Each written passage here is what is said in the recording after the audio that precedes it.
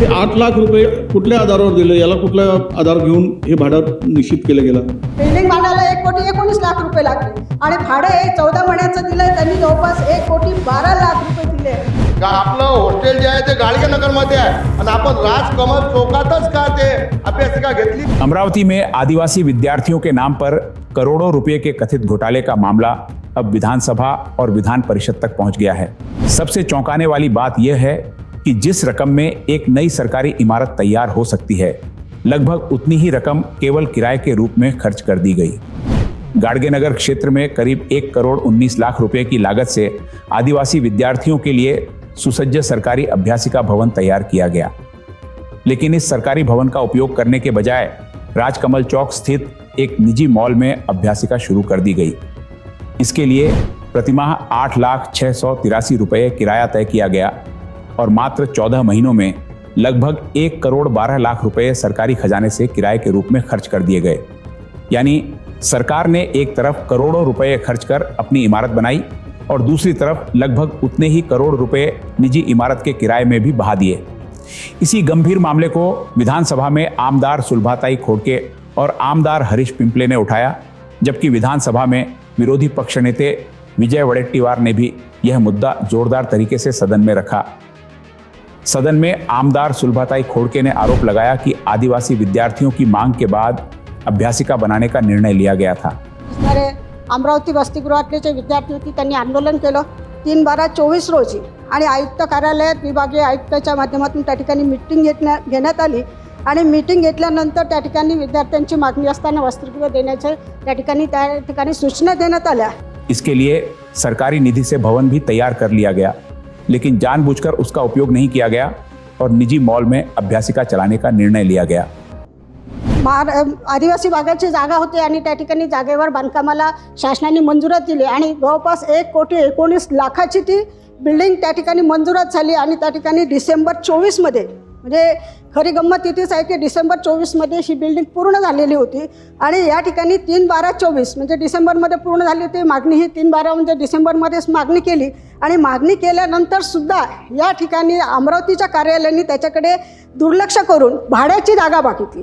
उन्होंने यह भी आरोप लगाया कि भाड़ा निर्धारण और करार प्रक्रिया में वित्त विभाग के नियमों का उल्लंघन किया गया आणि भाड्याची जागा घेण्यासंदर्भात त्या ठिकाणी सूचना दिल्या आणि भाड्याची जागा घेत असताना अमरावतीचा हार्ट ऑफ सिटी आहे, त्या ठिकाणी राजकमल चौक आहे, त्या ठिकाणी आता अभ्यासिका म्हटलं तर या ठिकाणी विद्यार्थ्यांची संख्या जिथे असेल, हॉस्टेल असेल त्याच ठिकाणी घेतली पाहिजे, पण ही सिटीमध्ये जागा घेण्यात आली आणि ती जागेमध्ये त्याचा करार करण्यात आला आणि आपली शासनाची जागा असताना या ठिकाणी जाणून बुजून त्या ठिकाणी आपण जागा भाड्याने घेतली आणि भाड्याने घेतली असताना साहेब त्या ठिकाणी महत्त्वाचं मी या ठिकाणी सांगू इच्छिते, बांधकामासाठी 1,19,00,000 रुपये आले। या ठिकाणी करार करण्यात त्याला 3 वर्षाचा, बिल्डिंग तयार आहे पण करार करताना भाड्याचा करार केला 2028 पर्यंत आणि भाडं 14 महिन्याचं भाडं किती दिलं? 1,14,00,000 रुपये, 1,12,00,000 रुपये भाडं दिलं, म्हणजे बिल्डिंग बांधायला 1,19,00,000 रुपये लागले आणि भाडं हे 14 महिन्याचं दिलं, त्यांनी जवळपास 1,12,00,000 रुपये दिले। सार्वजनिक बांधकाम विभाग की निर्धारित प्रक्रिया का पालन नहीं किया गया और भाड़ा निर्धारण में भी गंभीर अनियमितताएं हुई।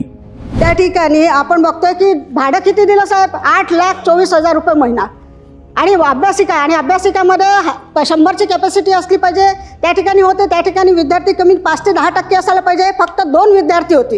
ही सुद्धा बातमी आली, याची सुद्धा चौकशी झाली आहे आणि ह्या संपूर्ण प्रकरणाची चौकशी झाल्यानंतर सुद्धा त्या ठिकाणी गृहपाल म्हणून जो वाजपेयी नावाचा हे व्यक्ती आहे त्यांनी जे केलेलं आहे, म्हणजे त्या तक्रार त्याला आज आपण निलंबन करणार का? 1,12,00,000 रुपये जे आपण शासनाच्या भाड्यापोटी दिलेले आहे, आपली जागा असताना त्याच्याकडनं वसूल करणार का आणि त्या याला गृहपाला आजच्या आज निलंबित करणार का? आमदार हरीश पिंपले ने भी इस मामले में जवाबदेही तय करने की मांग की। अमरावती येथील राजकमल चौकात स्थित एक खाजगी मॉलमध्ये आदिवासी विभागाअंतर्गत दरमहा 8,06,93 रुपये इतक्या आवाज दराने अभ्यासिकेसाठी इमारत आदिवासी विभागाने घेतली होती।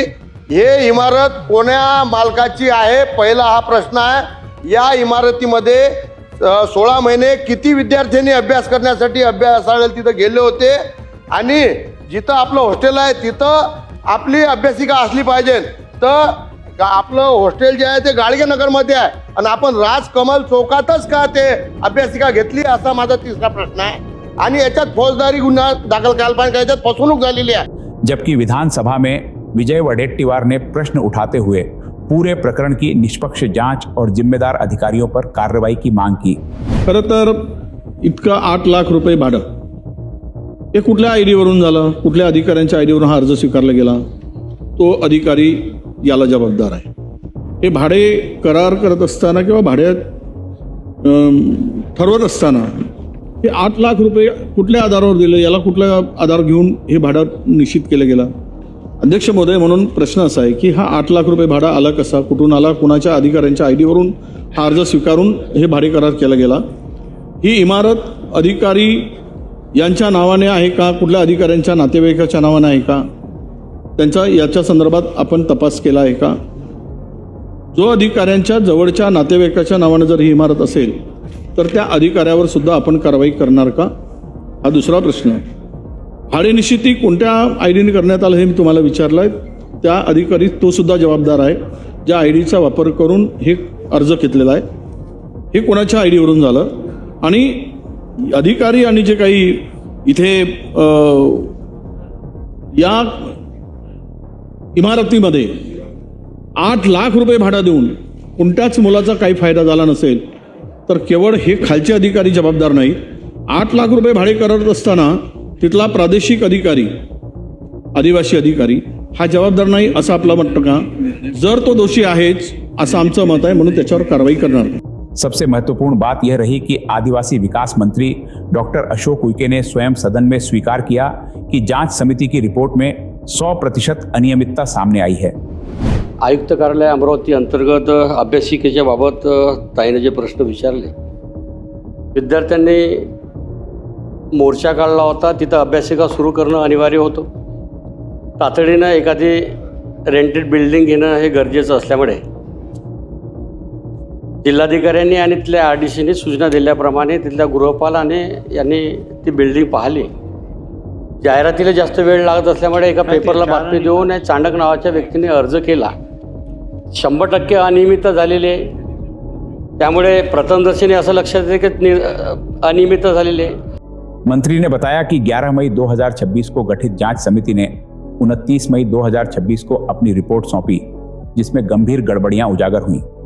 इसके आधार पर संबंधित आदिवासी व सतिगृह के गृह प्रमुख और गृहपाल के निलंबन की घोषणा सदन में की गई.